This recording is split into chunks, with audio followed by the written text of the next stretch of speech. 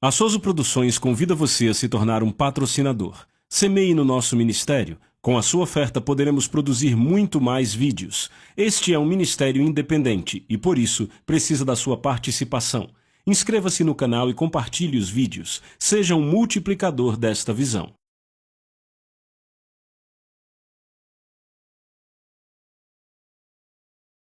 Os versículos usados nos vídeos que traduzimos nem sempre correspondem a versões em português. Muitas vezes precisamos traduzir do original em inglês para fazerem sentido no contexto do vídeo. Bem, hoje nós estamos começando a nossa lição número 6, nesta nossa série de ensinos sobre o livro Um Coração Ardente. Eu quero que você abra sua Bíblia em Romanos capítulo 12, só para nós ganharmos tempo. Ponha o seu marcador em Êxodo capítulo 19. Êxodo 19, porque nós estamos indo muito nesta passagem. Êxodo 19, você está aprendendo algo nessas lições? É isso aí, glória a Deus. Êxodo 19, ponha o seu marcador e nós vamos começar em Romanos capítulo 12, na sessão de hoje. Certo, então em Romanos capítulo 12, onde vamos começar, tudo o que discutimos até agora nos traz a palavra conformar. Repitam comigo bem alto, conformar. Agora, o dicionário Webster define conformar como reduzir a semelhança em maneiras, opiniões ou qualidades morais. Deixa eu dizer isso de novo. Reduzir a semelhança em maneiras, opiniões ou qualidades morais. Romanos capítulo 12, versículo 2, diz assim: E não sejam conformados com este mundo, mas sejam transformados pela renovação das suas mentes para que possam experimentar o que é esta boa e aceitável e perfeita vontade de Deus. Então, para continuarmos falando dessa palavra conformar aí, eu quero ir no original grego, e eu descobri que o original no grego é uma palavra bem longa, S-U-S-C-H-E-M-A-T-I-Z-O. Nem me peça para pronunciar isso, eu vou estragar tudo, certo?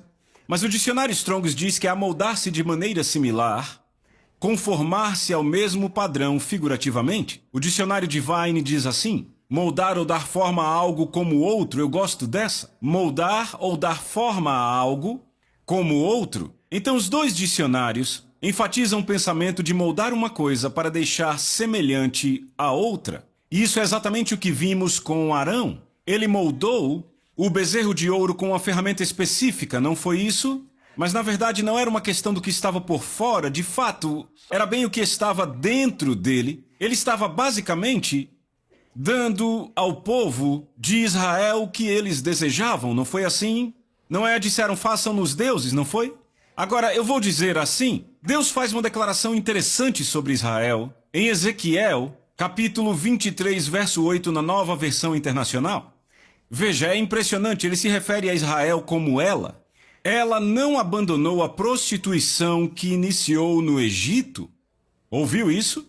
Ela não abandonou a prostituição que iniciou no Egito, quando em sua juventude homens dormiram com ela, afagaram seus seios virgens e derramaram a sua luxúria sobre ela. Veja, a palavra luxúria significa um intenso desejo. Repitam, um intenso desejo. Então, em outras palavras, quando em sua juventude homens dormiram com ela, afagaram seus seios virgens e derramaram o seu desejo, repitam, desejo, sobre ela. Agora a Bíblia Amplificada enfatiza isto. Ela traduz da seguinte forma: eles derramaram o seu desejo pecaminoso sobre ela. Eu quero falar algo e eu gostaria que você anotasse. O desejo é o fator motivador dos seres humanos. Escreva isso. O desejo é o fator motivador dos seres humanos. Nós sempre seguiremos o seu curso.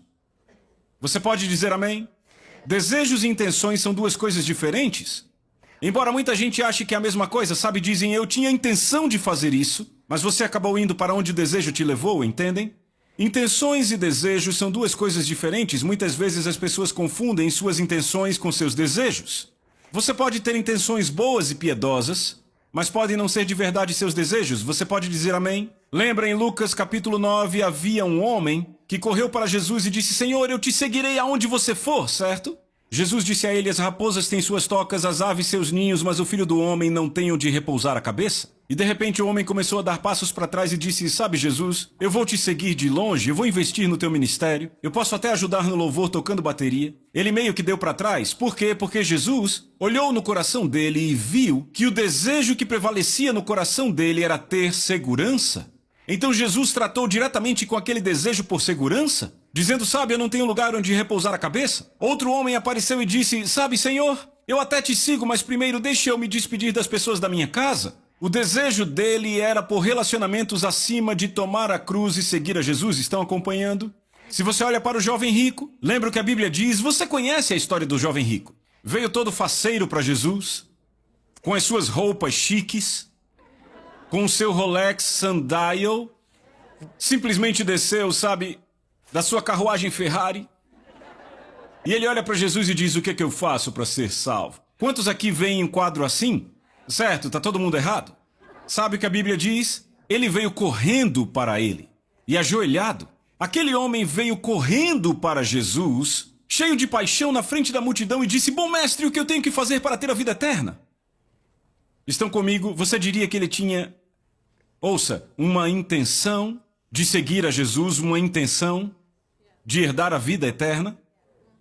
Mas Jesus olha para ele e diz quais são os mandamentos. Ele fala, os mandamentos do número 5 ao número 10, todos tratam do relacionamento de uma pessoa com outra. Mas não menciona os mandamentos de 1 a 4, que falam do nosso relacionamento com Deus. E sabe, aquele homem diz, eu guardei tudo, o que ainda me falta? Jesus diz, te falta uma coisa, vende o que tem, dá aos pobres, toma a tua cruz e me segue. E sabe o que a Bíblia diz? Quando o homem ouviu essas palavras, foi embora triste e pesaroso. Ele tinha grandes intenções de seguir a Jesus, mas quando Jesus começou a tratar com os verdadeiros desejos e motivos do coração dele, ele acabou indo embora triste e pesaroso. Nós sempre vamos seguir o curso dos nossos verdadeiros desejos, você entende? Por isso, Tiago faz a seguinte declaração. Cada um é tentado quando é arrastado pelo seu próprio desejo e é seduzido. Isso é Tiago 1,14, eu vou dizer de novo. Cada um é tentado quando é arrastado pelo seu próprio desejo e é seduzido. Eu já disse isso em lições passadas e vou repetir. Foi Flip Wilson, não Deus, que disse o diabo me fez fazer isso? Um comediante americano. O diabo não te força a fazer nada. O que a Bíblia diz é cada um, o quê? É arrastado, cada um é tentado quando é arrastado pelo seu próprio desejo e seduzido. Repita, seduzido. E aí está a parte do diabo. Quantos sabem que eu não posso te seduzir com algo que você não deseja? Você pode dizer amém? Ok, eu posso chegar para a maioria dos crentes e dizer, quer saber? Aqui está uma dose de tequila, vamos para a balada, vamos ficar bêbados, vamos chapar. E eles dirão, não, eu não quero isso de jeito nenhum.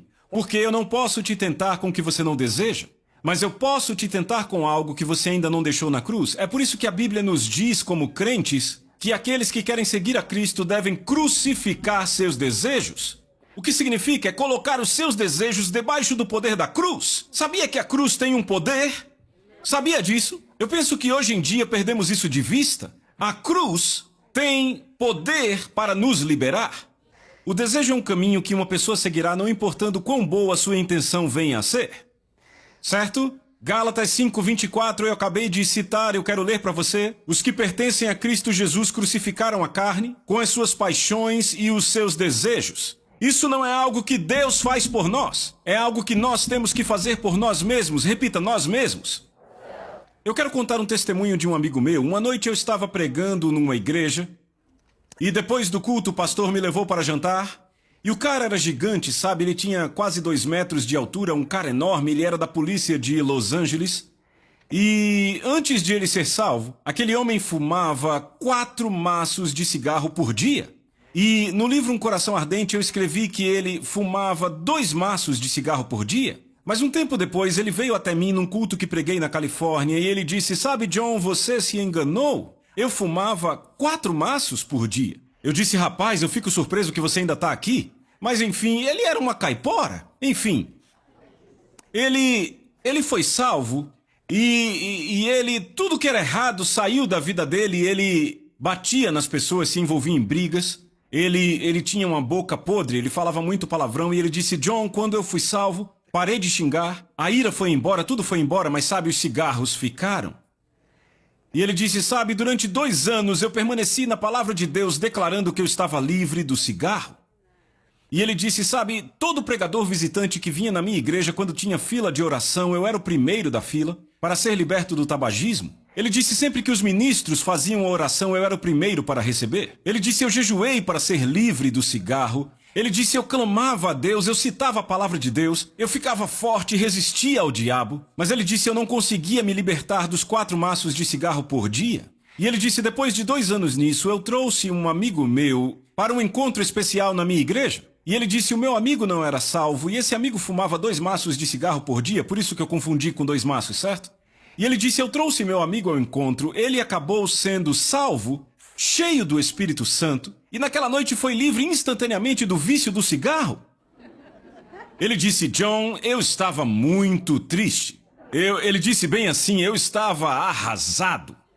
Ele disse, eu levei meu amigo em casa e tentei parecer o mais feliz que pude. De fato, eu estava feliz pelo que aconteceu com ele. Mas assim que meu amigo saiu do carro, ele disse, eu comecei a falar com Deus. Ele disse, Deus, eu não entendo. Eu jejuei, eu orei, eu me humilhei inteiro, eu citei a tua palavra, me firmei nas promessas da aliança por 2 anos inteiros para ser livre do vício do cigarro. Ele disse, eu trago meu amigo hoje, e aí você o salva, e eu fico feliz por isso, foi por isso que eu trouxe ele. Eu me alegro muito porque você o salvou. Ele disse, você o enche do Espírito Santo, e você instantaneamente o livra do vício do cigarro. Ele disse, a essa altura eu já estava chegando na minha casa depois de tudo isso. E ele disse, eu estou na minha casa. E ele disse, e aí eu gritei, Deus, por que foi que você não me libertou? E ele disse, John, eu ouvi a voz audível de Deus. Ele disse, só aconteceu 2 vezes na minha vida. E ele hoje é pastor na Califórnia. E ele disse, eu ouvi vindo por trás de mim. Ele disse, embora fosse tão alta por dentro, parecia que vinha de fora. Eu não sei se outros poderiam ouvir. Eu não sei, tudo o que eu sei é que eu ouvi. E ele disse, quando eu gritei, Deus, por que você não me libertou? Eu ouvi o Espírito Santo dizendo, por que você ainda gosta? Ele disse, John, eu dei uma olhada para aquele cigarro aceso na minha mão. E aí eu, psss. E ele disse, eu nunca mais toquei num cigarro desde então. Sem remédio, sem nada, ele disse, eu nunca mais fumei nenhum cigarro. Ele disse, eu fui tentado 1 ano depois e eu disse, saia daqui. Eu não vou ceder a esse desejo, não vou retroceder. E ele disse, desde então eu estou livre. Então aqui está um homem que orou para ser livre. Alguém que dizia que queria ser livre, mas ainda assim não conseguia ser livre, porque o desejo dele era continuar. Tem muita gente hoje cativa do pecado na igreja, porque elas ainda o desejam. Elas não o odeiam. Sabe, uma vez eu perguntei ao Senhor, eu disse, Senhor, por que eu não tenho uma unção mais forte na minha vida? E o Espírito Santo, eu ouvi o Espírito Santo dizer, e eu sabia, era a voz de Jesus. Quantos sabem que o Espírito de Deus fala? O que Jesus fala, certo? Mas eu ouvi isto. Ele disse, por que você tolera o pecado? E eu fiquei, uou!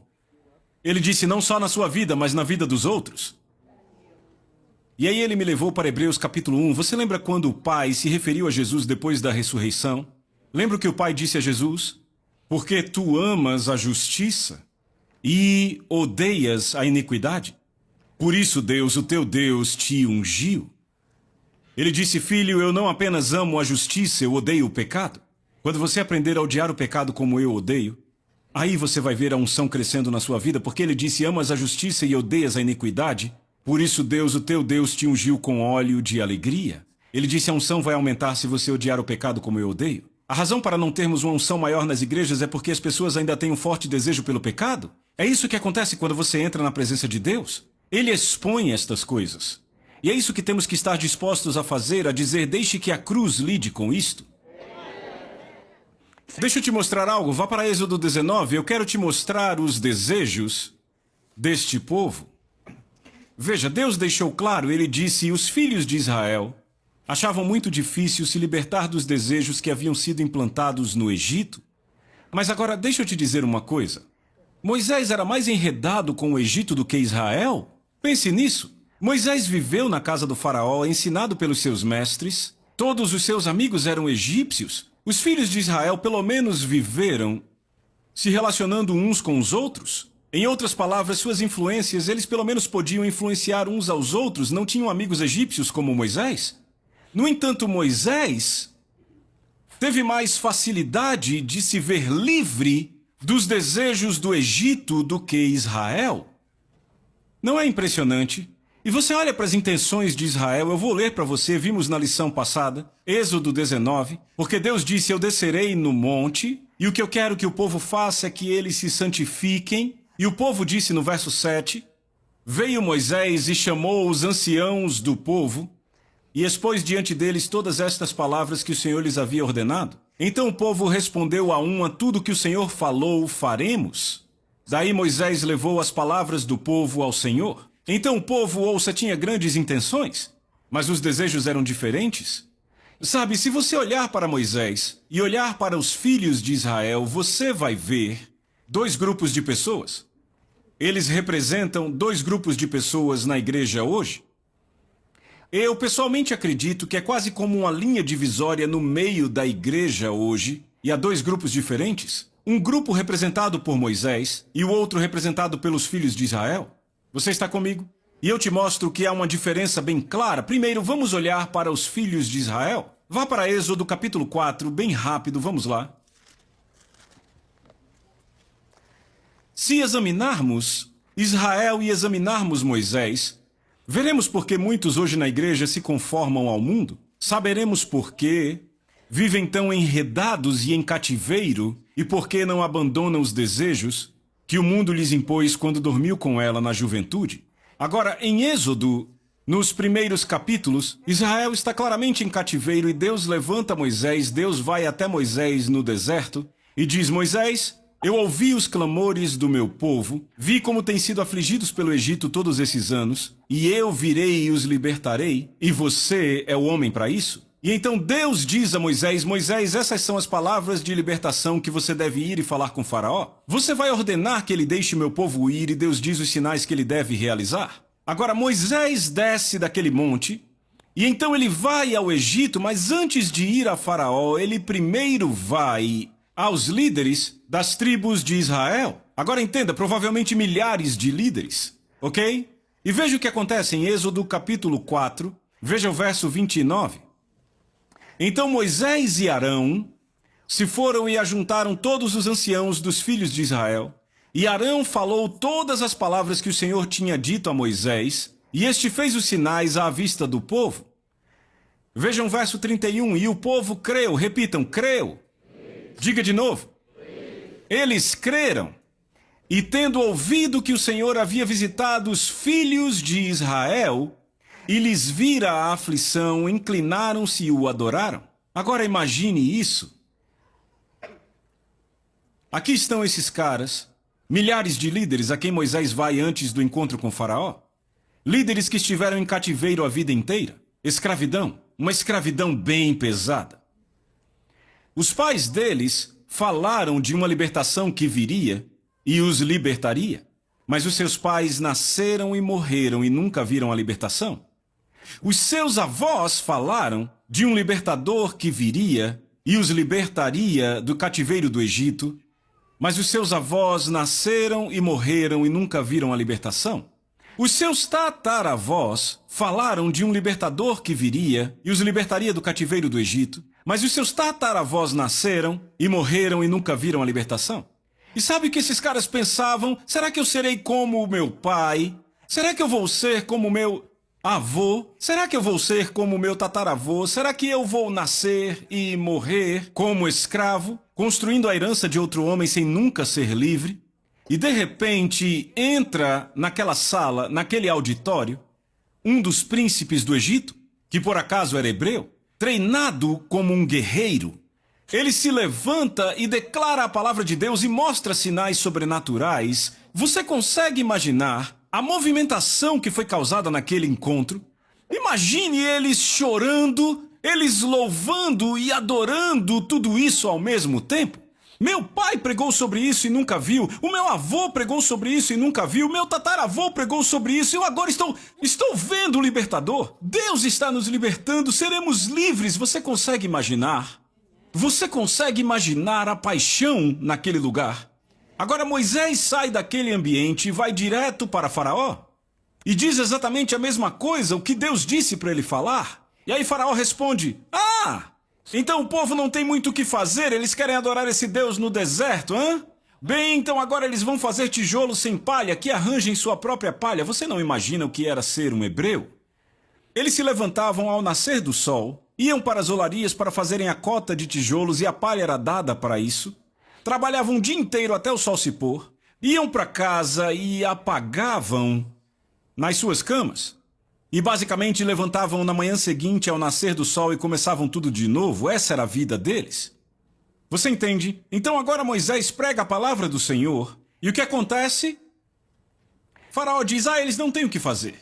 Agora vão providenciar a própria palha. Então agora eles têm que acordar às 4 da manhã, limpar a palha, levar para a olaria, continuar entrando na olaria no nascer do sol, fazer a mesma cota de tijolos. Provavelmente não tinham palha o suficiente. Então, ao pôr do sol, depois de cumprir a meta de tijolos, voltam ao campo para pegar mais palha.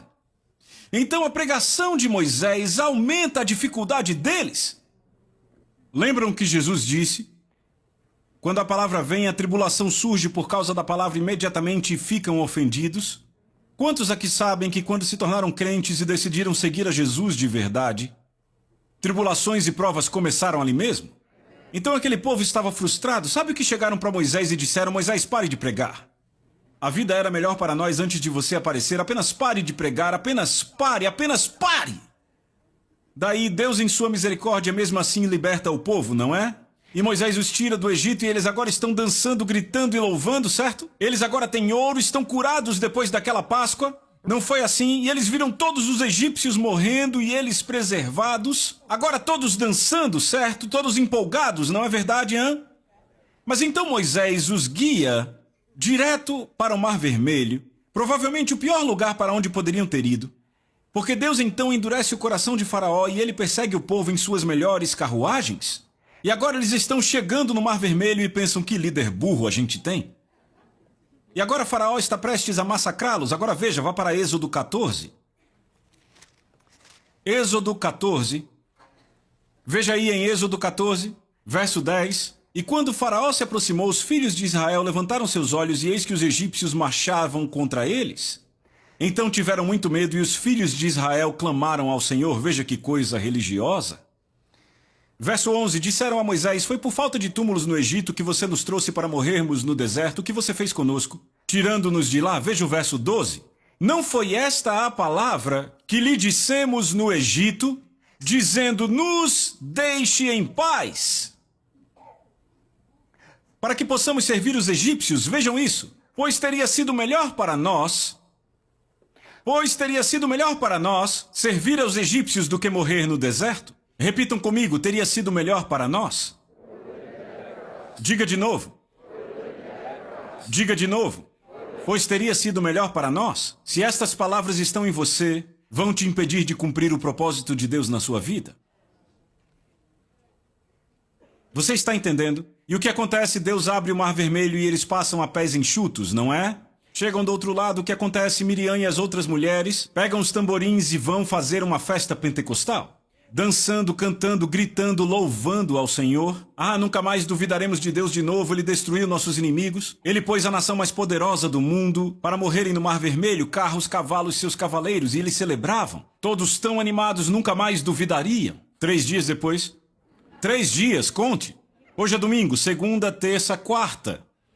Eles não ouçam, eles não conseguem encontrar água doce e estão reclamando de novo. Dizendo, era melhor morrer no Egito, vamos arranjar um líder e voltar.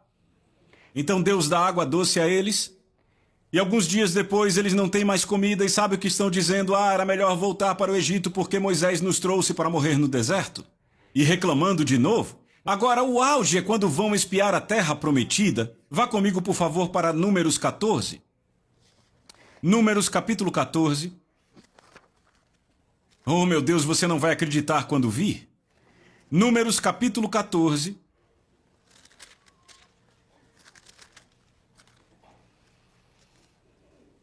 Os espias são enviados, 12 líderes de cada uma das tribos, Josué e Calebe entre eles e mais 10. E os espias voltam e dizem, sabem, é uma terra fortificada, o exército lá é forte, há gigantes, nossos filhos estão em apuros, nossas esposas em apuros, não conseguimos, não foi? Calebe se levanta e diz: vocês estão loucos? Eles não são de nada, Deus nos deu aquela terra. Agora veja aqui, Números 14, versículo 1. Levantou-se, pois, toda a congregação e gritou em voz alta, e o povo chorou aquela noite. E todos os filhos de Israel murmuraram, repitam, murmuraram. Sabe por que Deus odeia tanto a reclamação? Você já pensou nisso? A reclamação diz a Deus: eu não gosto do que você faz na minha vida, se fosse eu faria diferente? É uma afronta contra o caráter dele? É uma forma de rebelião? Murmuraram contra Moisés e contra Arão, e toda a congregação lhes disse: tomara tivéssemos morrido na terra do Egito ou mesmo neste deserto. Veja o verso 3. Por que nos traz o Senhor a esta terra para cairmos à espada? Para que nossas mulheres e crianças sejam vítimas? Agora veja isso, será que não seria melhor para nós? Repitam isso comigo. Será que não seria melhor para nós? Digam de novo. Perceberam a repetição? Perceberam de novo o que acabamos de ver em Êxodo 14? Será que não seria melhor para nós retornar ao Egito? E diziam uns aos outros: levantemos um capitão e voltemos ao Egito? Você está entendendo? Agora, o que está acontecendo aqui com esse povo? Enquanto Deus está fazendo para eles o que eles querem, quando eles querem, eles estão louvando. Mas quando Deus não está fazendo para eles o que eles querem, quando querem, eles reclamam. Estão vendo? Agora vamos ver Moisés. Vá para Hebreus capítulo 11, vamos dar uma olhada. Hebreus capítulo 11,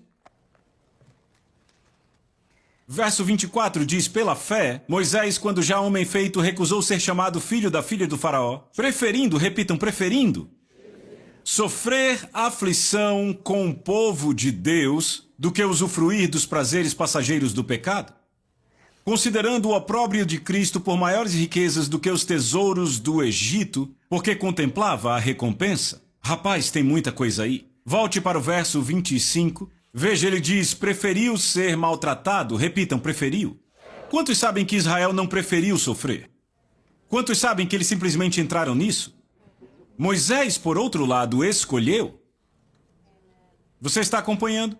Então, quantos sabem que as condições de vida do povo eram muito piores do que as de Moisés? Eu lembro da primeira vez que eu fui a uma nação subdesenvolvida, numa viagem missionária. Eu fiquei lá por 3 semanas e eu lembro de pensar: como é que as pessoas vivem assim? E de repente me veio um pensamento, e naquela nação eu pensei: sabe, essas pessoas não sabem o que eu tenho. Elas nem sabem que o que eu tenho existe. Eu descobri que a graça de Deus é mesmo necessária para viver num lugar como aquele. Quando eu penso no que temos, porque eu digo, a situação era muito, muito difícil. Vocês estão aqui? Aqui está Moisés, vivendo na casa mais bonita do mundo. Ele escolhe ser maltratado. Israel vivia meio que nas favelas do Egito. Então eu não consigo imaginar se o deserto era tão pior assim. Moisés preferiu o deserto, Israel não. Agora note por que ele preferiu, está no verso 26. Considerou o opróbrio de Cristo por maiores riquezas que os tesouros do Egito, porque contemplava a recompensa. Repitam, a recompensa. Qual recompensa ele estava procurando? Será que era a terra prometida? Vá para Êxodo 33 e vamos ver. Êxodo 33. Se você achou, diga amém. No capítulo 33 de Êxodo, veja o que acontece aqui no primeiro versículo.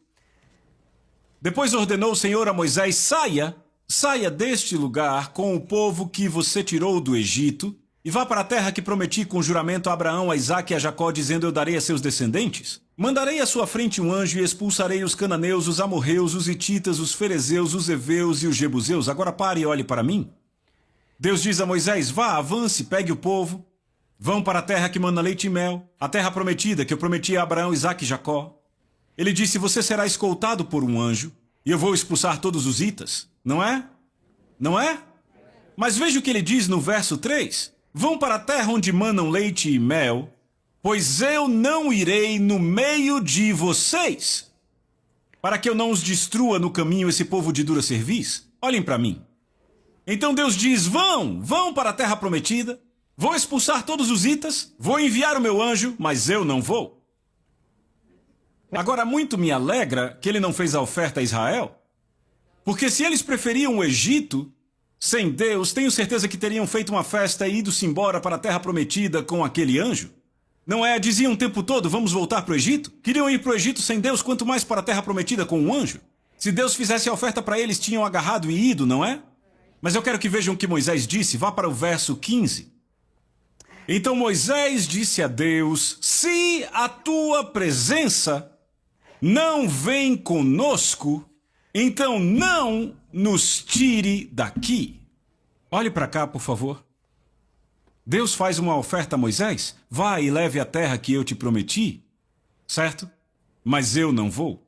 Moisés olha de volta para Deus e diz, se você não vai, se a sua presença não vai, eu não vou. Sabe o que Moisés está dizendo a Deus?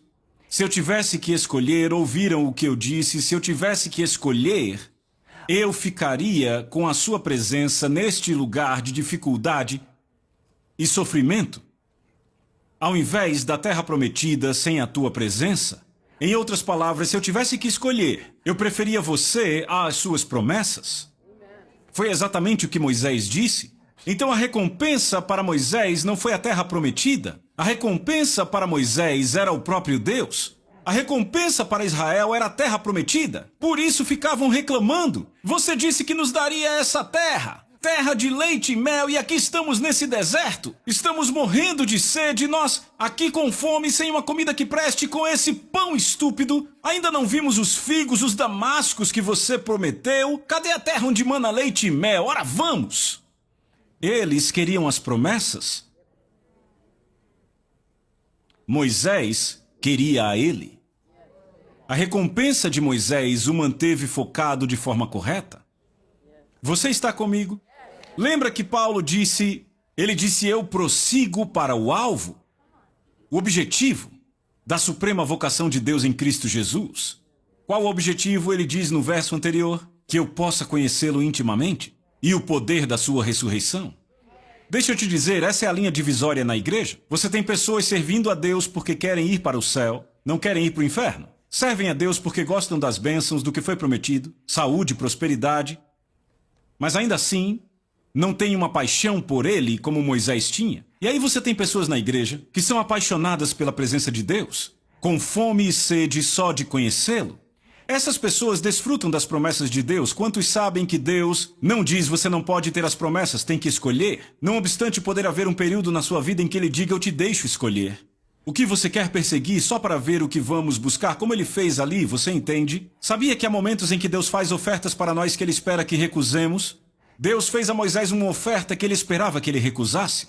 É interessante Moisés ter olhado para Deus e dito, eu não quero sua oferta, eu quero você. Foi o que Elias fez com Eliseu. Elias disse, fique aqui, eu vou na cidade vizinha, não precisa se incomodar. Eliseu disse, ainda que Deus ou a tua alma te abandone, eu não te abandonarei. Eliseu recebeu uma oferta que que ele não deveria recusar, mas ele recusou. Então deixa eu te dizer algo, se o que o teu coração persegue são as promessas de Deus, você pode se decepcionar então se não as receber quando você as quiser.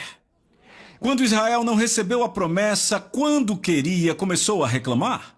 Porque a paixão, a recompensa deles era a promessa. No entanto, a recompensa de Moisés era a presença dele. E foi isso que Deus deu a ele naquele deserto. Ele foi com o povo como nuvem de dia e fogo à noite. E Moisés podia entrar naquele tabernáculo do encontro quando quisesse. Quer saber? Qualquer um de Israel também podia.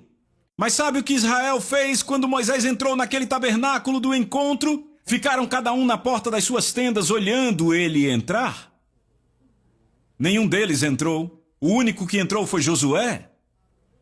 Sabe o que Josué fez? Foi aquela tenda do encontro. E quando Moisés saiu, ele ficou. Ele disse, eu quero tanto da presença de Deus quanto eu puder. Foi o que Josué disse. Por isso que um dia eu estava lendo a minha Bíblia e vi que Deus escolheu Josué para levar o povo de Israel à terra prometida. E eu joguei a minha Bíblia, fiquei com raiva. Eu disse, não, peraí. Foi Caleb quem se levantou. Foi Caleb que se levantou contra todos aqueles líderes. Por que Caleb não os levou? E o Senhor me disse, porque Josué amava a minha presença.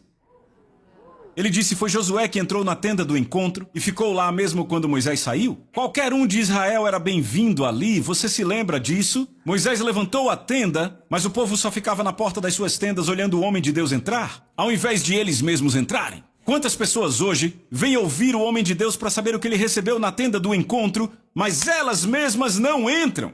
Se você entrar e experimentar a beleza dele, sabe o que acontece? Você terá um coração como o de Moisés, você o quer. Porque quando você o experimenta, percebe que não há nenhuma bênção melhor do que ele.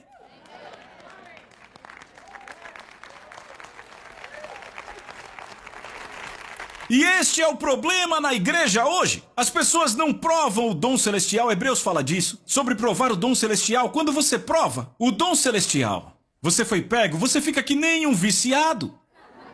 Aquilo é falsificação. Quando o traficante vem com aquela heroína, veja, aquilo é uma falsificação. Por isso Paulo diz, não se embriague com vinho onde há excesso. Não se torne um alcoólatra. Isso é falsificação, mas fique bêbado do Espírito Santo. Quando você prova a bondade e a presença dele, você fica, uou! Não tem nada melhor do que isso. Moisés experimentou de Deus na sarça. Ele nunca mais foi o mesmo. Israel teve essa chance e estragou, porque amaram o mundo. Se você ama o mundo, quer saber, você não terá apetite para prová-lo.